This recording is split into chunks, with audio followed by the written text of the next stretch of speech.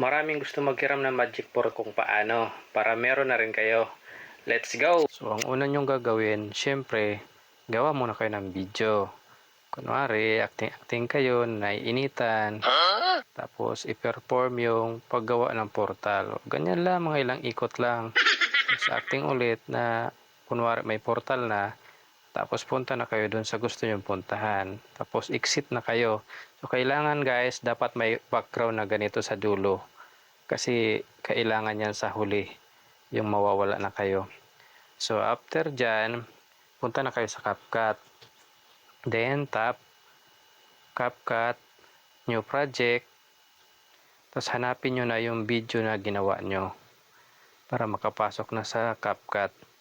So, ito na yung video na ginawa nyo. So, review nyo muna para alam nyo kung saan kayo magka-cutting. Ayan. So, tandaan nyo kung saan kayo dapat mag-cutting. So, dapat dyan sa pagtalon na yan, mag-cutting na kayo mamaya. Ayan. So, ayan na. So, dyan na tayo. Cutting na tayo. So, nakita nyo, nag-white. Tapos, i-split nyo na. Tapos, delete nyo yung sa huli, yung nag-exit kayo. Kasi wala nang gamit yon. So, meron na tayong dalawang clip. So, ang susunod mong gagawin yan, tap mo yung overlay, add overlay. Tapos, add natin yung effects. Then, habang nakaputi, i-split. Tapos, i-delete yung dulo kasi hindi na kailangan yan. So, dyan ka lang dapat magsimula. So, tap ulit yung clip, splice, then filter. Or ganyan ang kalabasan niya. Sana all. So, play mo lang para makita mo kung saan mo ipoposition mamaya yung portal mo. Ayan. Then, dyan banda, dahil lumiit na, so, i-cut natin yan dyan. So, i-split natin muna. Ayan, split muna natin dyan. Tapos, i-move natin papuntang right yung clip na yun. Baka kailanganin pa natin mamaya. Then, tap mo ulit yung second clip mo, which is yung effects.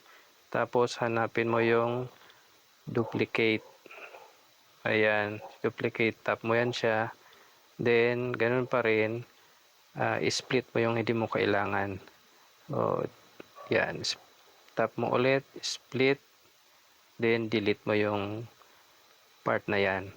Okay, tapos move mo papunta sa left para magdugtong sila. Ayan. Tapos, idugtong mo yung kanina, yung split natin, yung medyo maikli na clip. So, ayan.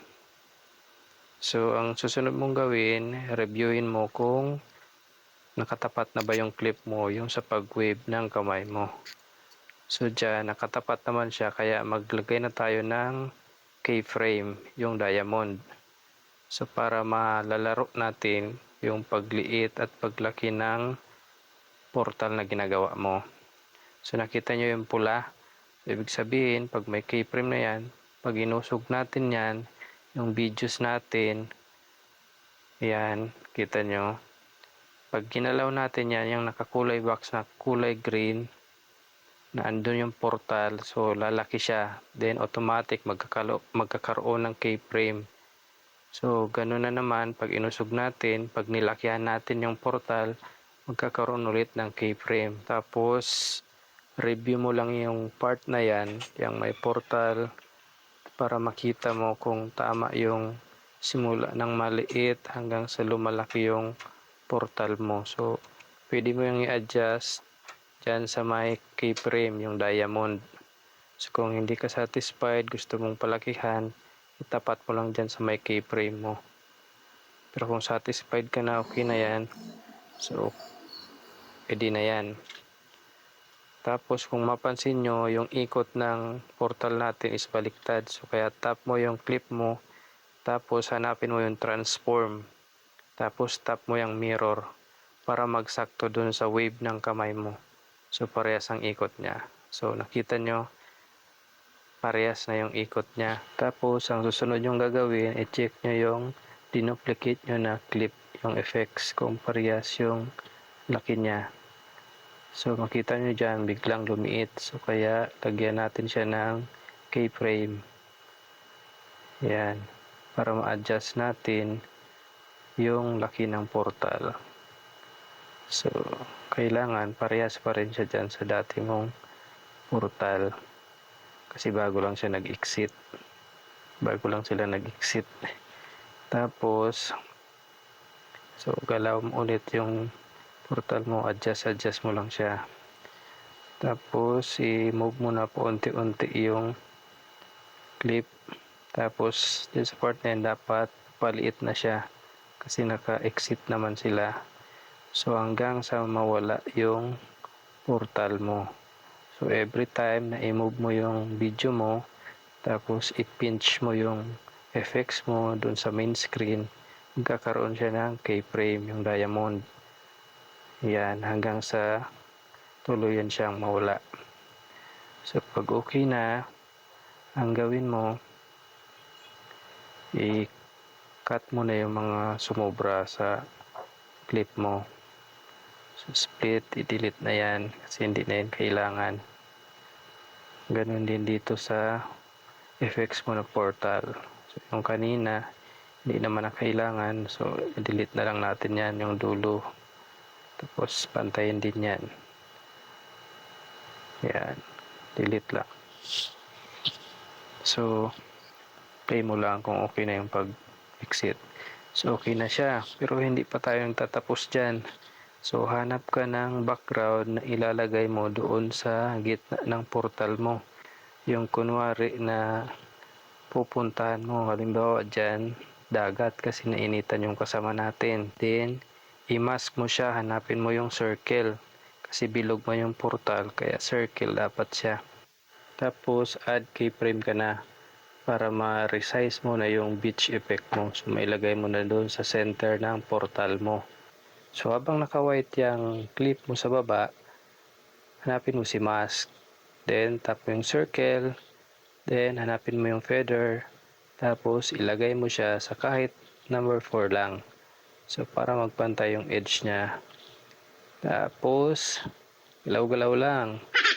Galawin mo yung clip mo sa baba. Tapos galawin mo din yung effects mo doon sa taas. Yung naka-box, yung nakakulay green na box. Yan. Tapos galawin mo ulit yun. So madali lang yan. I-pinch nyo lang ng 2 fingers nyo. So susunod yan. Yan. Habang lumalaki yung portal mo, lumalaki rin yung beach effect mo. Yung pupuntahan nyo na beach. Ayan. So kada galaw ng video, galawin din yung effect. Para habang umabante yung portal natin, lumalaki rin yung ating effects. So madali lang yan. Pag natutunan nyo yung keyframe, ang ganda nitong paglaruan yung keyframe natin. So para mapagalaw nyo yung mga effects nyo, ma-resize nyo, palakihin, paliitin. So ganyan, no? So yan ang function ng keyframe, para ma-adjust nyo yung mga effects nyo dyan. Ayan, o, hanggang sa mawala siya. Palit ng palit yung portal, palit ng palit din yung beach effect mo, hanggang sa maglaho silang parehas. So ayan, so adjust mo lang. Then mamaya pag hindi na ma-adjust yan, so i-cutting mo na yung yung mga susubra, i-split mo na. Yan. Okay. So ayan na. I-review natin kung sakto nga ba yung ating ginawang portal. So ayan, may sarili na kayong portal. Pwede na kayong pumunta kahit saan. Madali na lang, makatipid na kayo. Kaya galingan nyo paggawa ng portal, ha. So ulit-ulitin nyo lang ang ating video. So dito, napansin natin yung isa nating effects ay nakabaliktad ang ikot, kaya i-mirror din natin siya katulad ng isa para parehas din yung ikot. Ayan, okay na, pero hindi pa tayo dyan tapos. So ang susunod natin gawin dyan, kasi natakpan tayo ng portal, yung clip dun sa taas, i-duplicate natin. Ayun. So na-duplicate mo na, ang gawin mo, tap mo siya, hanapin mo naman si overlay. Yan, tap mo sa overlay, pababa, then scroll mo papunta sa left. Same din dun sa clip natin na background. Yan. So, duplicate, overlay, tapos drag natin sa baba para magpantay. So, papuntang left. Ayan, para madugtong natin. So, ayan na, nadugtong na natin. Ang gagawin natin dyan, tap natin ulit yung play. Tingnan natin. So, ayan, tingnan natin kung okay na ba yung ginawa natin. So, kung mapansin nyo dyan, wala yung ating beach effect, pati yung portal. Kaya ang gagawin natin dyan, tap natin yung clip, then hanapin natin si remove background. Then, auto removal, tapos antayin na mag-green yung sa left corner. So, pag nag-green na yan, tap yung check. So, makita nyo, nakalabas na ulit tayo. So, nasa ibabaw na ulit tayo. Hindi na tayo natakpan ng portal at saka beach. So, ganun din yung gawin sa susunod na clip. So, auto removal para ma-remove yung background. Ayan. So, ayan na yung gawa mo. Play natin. Ayan.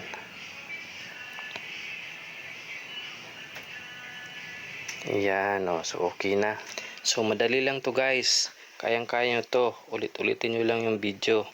Pagganahin nyo lang yung mga imagination nyo, tapos yung ideas nyo kung paano nyo gagawin ito. So, ang mga sobra dyan sa clip mo, pang delete mo na yan para malinis, para pantay-pantay sila. Ayan, split delete mo lang. Ayan, split delete. Ayan, tapos tingnan mo nga yung dulo kung okay yung exit nya. Ayan, okay na. So, ang next natin gagawin, hanapin natin yung aspect ratio naman. Tandaan natin na dapat yung reels natin is 9:16 lang para maganda yung videos natin, hindi putol. Ayan, tapos i-adjust din natin yung resolution 2K to 4K, frame rate 50, then ready for save na yan. So yan lang guys, I hope na marami kayong natutunan. Kung nakatulong sa inyo itong video mga idol lods, so pa-like, comment, pa-follow na rin tayo, and paki-share ng ating video.